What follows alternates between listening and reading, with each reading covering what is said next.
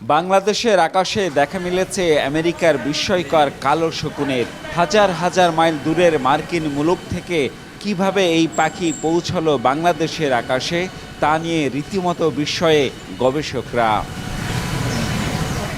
রাজশাহী বিশ্ববিদ্যালয়ের বধ্যভূমি এলাকা, চারপাশ জুড়ে বড় বড় গাছ, পুকুর পাড়ে এমন কনকনের শীতে জড়সড় পানকৌড়ির ঝাঁক।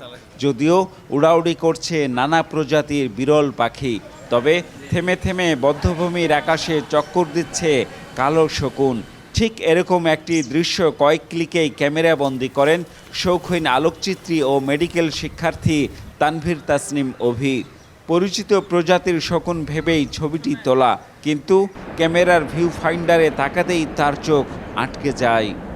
র্যাপটরগুলো ওড়ার সময় আমি কিছু ক্লিক নিই, তার মধ্যে একটি আমার বেশ অন্যরকম লাগলো, যে এটার উড়ার স্টাইল বা প্যাটার্ন বা টোটালি আলাদা।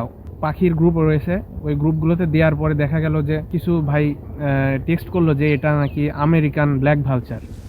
সেই ছবিটি সামাজিক যোগাযোগ মাধ্যমে ছড়িয়ে পড়তেই শুরু হয় নানা আলোচনা।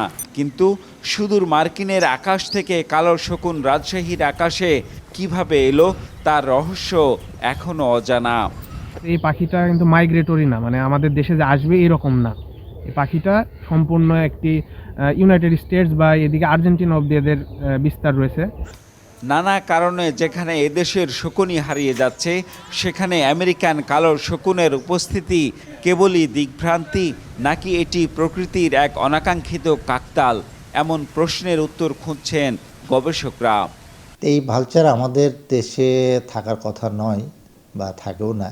এইটা তাদের ফ্লাই রুটে যে কোনোভাবেও হোক আমাদের দেশের আকাশে চলে আসছে। তবে বন্যপ্রাণী সংরক্ষণ অধিদপ্তরের কাছে কোনো তথ্য নেই রাজশাহীর আকাশে আমেরিকান কালো শকুন ওড়ার। Ziaul Gani Selim, Star News, Rajshahi.